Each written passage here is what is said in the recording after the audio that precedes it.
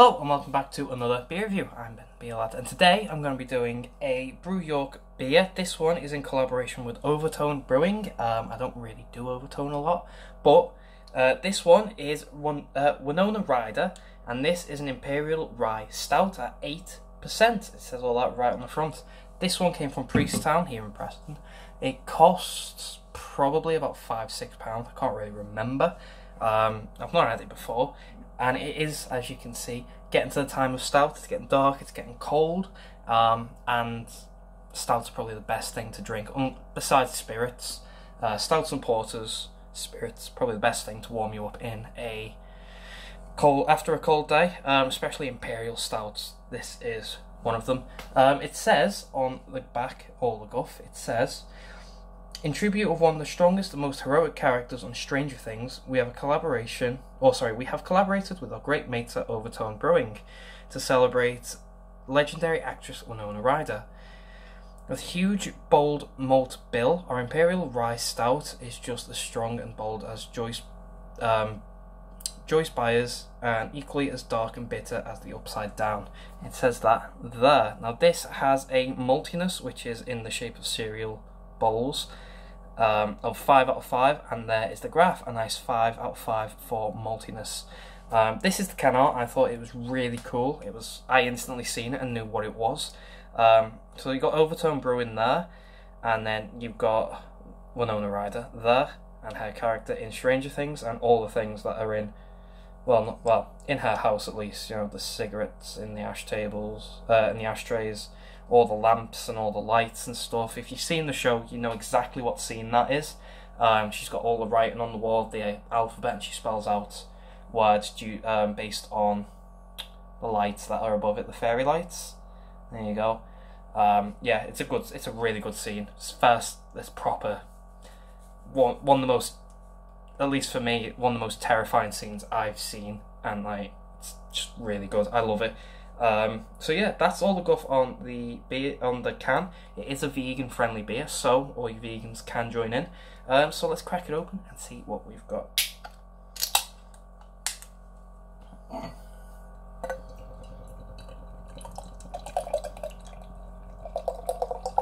Right, so I'll leave it to there. As we can see, and as I expected, it is a jet black beer with a nice tanned compact head. Looks the business. It looks really, really nice. See if there's any light through that. There is not. That is pitch black. Let's see. There you go. My light is literally where the beer is. You can't see through it. Looks lovely. Let's get a smell, shall we, and see what we get. Oh, roasted malt, definitely. Some roasted coffee there as well. Not as much compared to the maltiness, but there's still a bit of coffee in there. Bitter, dark. There's a little bit of dark chocolate, that richness to it.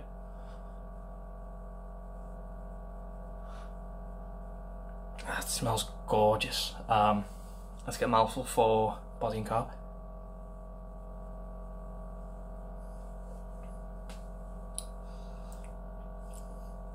Body's medium, carb is light, but it is quite prickly. It's quite, not sharp, but it's got a little tingle to it, which I wasn't expecting. I was expecting a nice, smooth, next to no carb, pretty much Guinness styled beer, but this does have a bit of carb to it, which caught me off guard.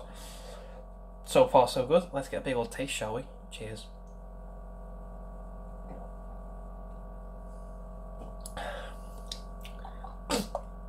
Oh, this is dark, rich, bitter. That's lovely. So, oh, that's great. So flavour wise, you've got your malts are just the main flavour. There's no backbone to this as like the malty sort of base flavour. That's your main flavour. You just get malts all the way through. It's dark, bitter, roasted. You get a bit of coffee at the beginning, followed by chocolate, dark chocolate. Again, it just boosts that rich, dark, bitter, roasted flavour. There is a sweetness in there, very, very, very mild sweetness. I think it's a plum, sort of dark, pardon me, dark stone fruit flavour. just sort of gives it that added little something. So it's not just dark and bitter and all that. It does have a little extra something to it, that nice. It's literally the slightest thing right at the end, just a mild plum sweetness. It is absolutely stunning. Oh, yeah, that's gorgeous. 8%, very well hidden. I can't taste anything that resembles 8%. It's just an all-around good beer. Fantastic. You don't need much for a stout. You do just need roasted malts, coffee, and that can be all you really need for a stout. And that's what this has got: roasted malts, roasted ground fresh coffee, nice little bit of dark chocolate, and a hint of plum. Fantastic, or at least I think it's plum. It's a dark stone fruit. Anyway, fantastic beer. I absolutely love this. So I think with that, I'm going to go away and enjoy this. So Brew York and Overtone's Winona Ryeder, a Imperial Rye Stout. Out of 10, I think I'm going to give that a 9. The only thing that's not making it a 10 is that carbonation in the beer. It's a little too prickly, but I'm not going to knock that down any further than a 9 because the rest of it's just spot on. That's a perfect beer for me, or a perfect stout, at least to what it says on the can.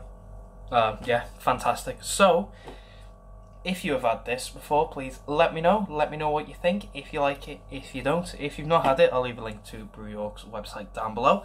I'll also leave a link to Overtone down below where you can just check their stuff out if you want any of their stuff. If you like the video though, thumbs up, thumbs down, all that usual stuff. If you want to subscribe, consider doing so because the show must go on, etc, etc, so on and so forth, and I'll see you later. Bye.